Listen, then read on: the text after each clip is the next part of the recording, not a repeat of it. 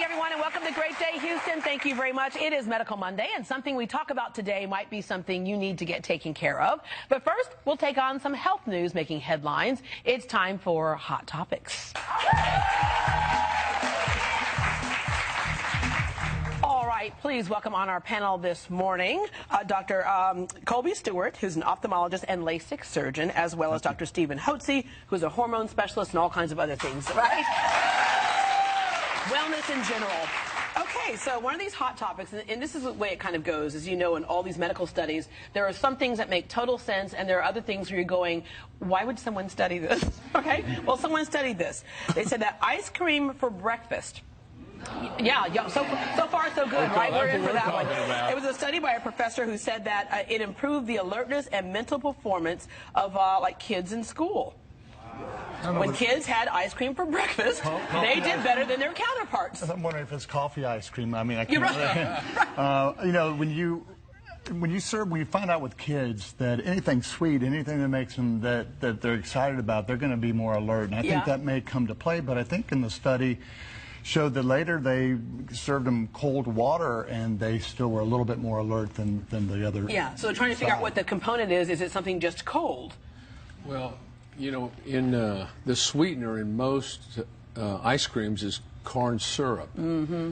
And so you can imagine if you fed kids, which leads to diabetes, is very strongly related because it's much more powerful than just regular sugar. And it correlates with an increased risk of getting diabetes. So I think if you fed your kids ice cream every morning, you put them at a risk, and I don't think that's the wise thing to do. Now, I don't know about anybody in our audience. Y'all like ice cream? Yeah. Would you like to have it for breakfast every morning? Yeah. You know, when it comes down to that thing, they're still trying to isolate exactly what it was, right? And sometimes we kind of take the whole package when it's really a small part of the package. I remember when they came out and they said that, guess what, folks? Pizza is good for you, right? So people are like, yay, right? But then you ask the next question, and why are you saying pizza is good for you? And they said, well, because tomatoes have lycopene in them, and that's good for you. Why don't we just eat tomato? You know, the interesting thing about I was thinking about it. It could be the healthy oils and the healthy fats that are in the ice cream. You know, we recommended our center fish oil for good healthy oils, and animal fats have good healthy omega-3s, and it may be that that's the reason they do well. I don't know. All right, to be continued here. All right, during the holiday season, some of you like to have a little wine or two, right? A little vodka, a little something. Okay, right, all right. Well, you know, of course, have you ever had just maybe one or two or three or four too many? and you wake up with that so-called headache. How many of this that happened to you? Because I don't know what that's like. Okay. Well, the causes, of course, are like the tannins and things like that. And some people can't metabolize it, and that's the reason why some people are affected differently. Some people get very drunk quickly. Some people don't ever get that drunk. Yeah, and you were talking about the little things and things that are actually good for you. You know, the study that was shown about red wine, about being a glass of red wine is good for the heart, and etc. But you know, 8 glasses of red wine not so good, not so good for the head. Moderation but thing there. Thinking about it, it says that if you drink too much wine, you may not feel well the next day. Well, it may be the alcohol. Oh no, Dr. Hotze, it says it could be the histamine. Couldn't be the alcohol that's causing the problem, right? And what happens? Alcohol gets converted to aldehydes, and you've heard the term formaldehyde. Aldehydes have an adverse effect on brain function, and so that's the reason that people don't do well when they drink too much alcohol. So if you're drinking too much alcohol, stop it. Yeah, right. And there you go. Take care. But they say if you think you might have a little more than you should, they said a prevention is to take a non-drowsy antihistamine prior to drinking the wine. Now, my concern is you start mixing things together, right? Well, of course, all drugs are toxins, and so they have to be detoxified by the liver.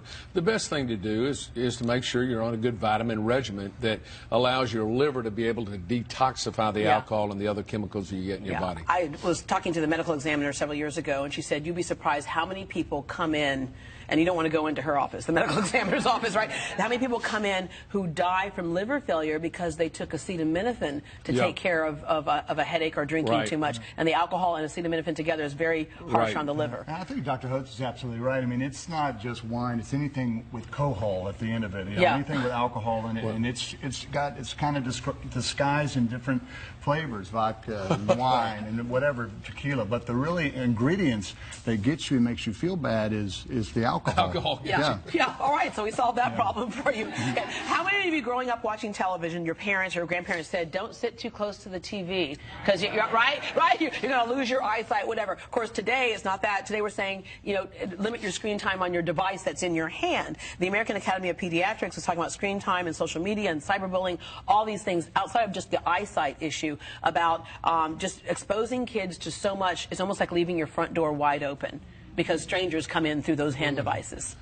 Well, I mean, I think that what they advised was less than 2 hours of digital time or screen time, which is good luck with that. I don't know if anybody that has. I mean, I have kids, and I mean, it's constant. It's this constant battle. If I could just decrease them for at least 2 hours would be a good thing.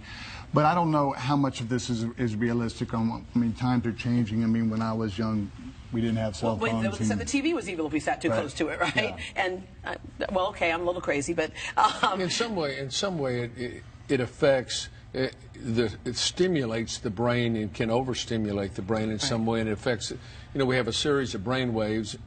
I'm not an expert in that, but I know it does have an effect on the brain waves and the way people think, and so it may put them in the wrong brain wave, so they don't really function well. Yeah.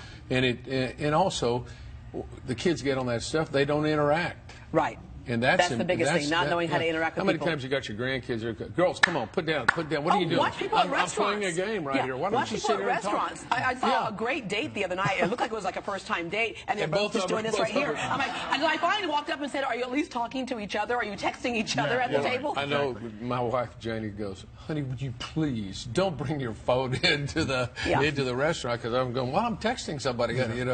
Yeah. So speaking of screen time, a lot of people do talk about that with the eyes and how it can impact the eyes. Computer screens, whole bit. Does it really cause a physical strain? Some of it was wives' tales about sitting too close to the TV, but there is definitely something I think that Dr. Hotze was touching on, is that your brain waves change. I know for me, if I read a book on my iPad or something at night instead of a regular book, I can't sleep as well. I don't fall asleep as well, and I think that definitely has something to do with it. All right.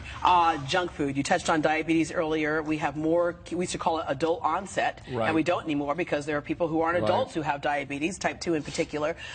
In England, they are banning companies from addressing kids online with junk food ads. And here in America, they're saying that we don't really do that, but a lot of companies have kind of agreed, a gentleman's agreement, not to do that. But that messaging over and over again has a big impact. Absolutely.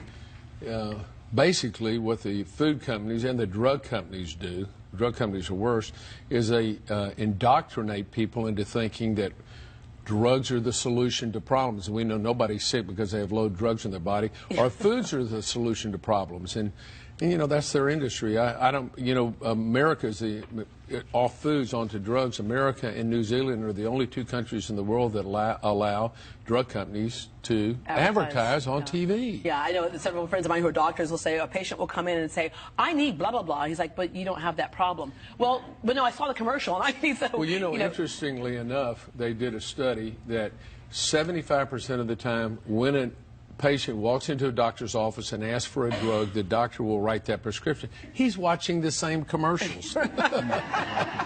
All right, and then of course again the impact on kids' brains when they make. I think maybe they should send ads like, hey kids, have a fun size of broccoli, the fun size broccoli package, right? But otherwise they have all the little candies with the fun size and all that type of stuff. All right, thank you very much. Thank you. When we come back, we know with multiple births, the concern is whether the mom